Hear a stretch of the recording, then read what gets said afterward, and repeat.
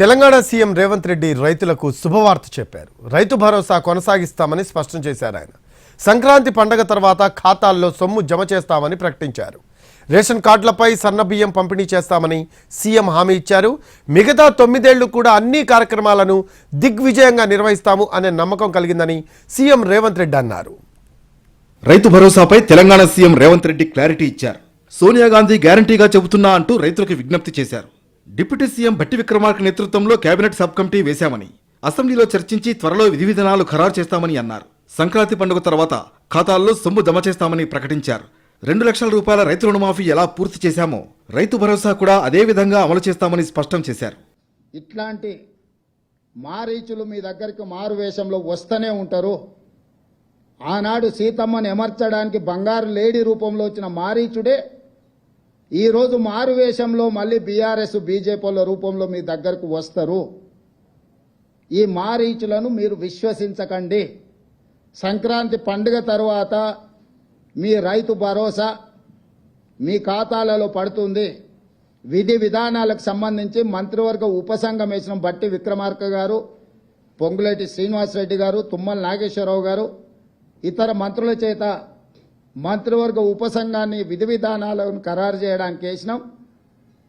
రాబోయే శాసనసభ సమావేశాలలో విధి విధానాల మీద చర్చ పెట్టి ఏ రకంగా కార్యాచరణను తీసుకొని ముందుకు వెళ్దామో నిర్ణయించుకొని డిసెంబర్ నెలలో జరిగే శాసనసభ సమావేశాలలో సభలో చర్చ చేసి విధి విధానాలను ఖరారు చేసి సంక్రాంతి పండుగ తర్వాత మీ రైతు భరోసా మీ ఖాతాలలో వేసే బాధ్యత మా ప్రభుత్వం తీసుకుంటుందని చెప్పి నేను రైతులకు గ్యారంటీ ఇస్తున్నా.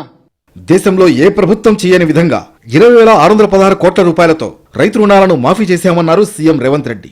ఇది దేశంలోనే గొప్ప రికార్డని అన్నారు. రైతులకిచ్చిన మాట ప్రకారం 2 లక్షల రుణమాఫీని 25 రోజుల్లోనే అమలు చేశామన్న సీఎం 22 లక్షల మంది రైతులకు లబ్ధి చేకూరిందన్నారు. ఆ తర్వాత రైతు రుణమాఫీ ఎన్నికల్లో ఇచ్చిన మాట, పార్లమెంట్ ఎన్నికల సందర్భంగా జరిగిన సవాళ్లు, వీటి నేపథ్యంలో రైతులకు ఇచ్చిన మాట ప్రకారము 2 లక్షల రూపాయల రైతు రుణమాఫీ 15 ఆగస్టు లోపల చేస్తామన్న మాట నిలబెట్టుకోవడానికి 25 రోజుల్లోనే దాదాపుగా 17,869 కోట్ల రూపాయలు 3 విడతలుగా 22,22,067 మంది రైతులకు 17,869 కోట్ల రూపాయలు 15 ఆగస్టు నాటికి మేము మాఫీ చేయడం జరిగింది. 21,30,557 మంది రైతులకు 11,900 కోట్ల రుణాలను మాత్రమే బీఆర్ఎస్ ప్రభుత్వం మాఫీ చేసిందన్నారు సీఎం రేవంత్ రెడ్డి. ఇందులో 8,000 కోట్ల రూపాయలు వడ్డీలకే పోయిందన్నారు. 2014లో వాళ్ళు ₹1,00,000 రుణమాఫీ గురించి హామీ ఇచ్చారు. అధికారంలోకి వచ్చిన తర్వాత 4 విడతలుగా రుణమాఫీ చేస్తామన్నారు. 4 విడతలలో బ్యాంకుల్లో జరిగే మిత్తిలు, పెరిగే మిత్తిలను కూడా మేమే కడతామన్నారు. ఆ విడత సరిగ్గా అమలు చేయలేదు. రెండవసారి మళ్ళీ హామీ ఇచ్చారు 2018 ఎన్నికల్లో. 2018 ఎన్నికల్లో కూడా ₹1,00,000 ఏక మొత్తంలో రుణమాఫీ చేస్తామని చెప్పిన ప్రభుత్వం ఆనాడు వాళ్లకు చెయ్యలేదు.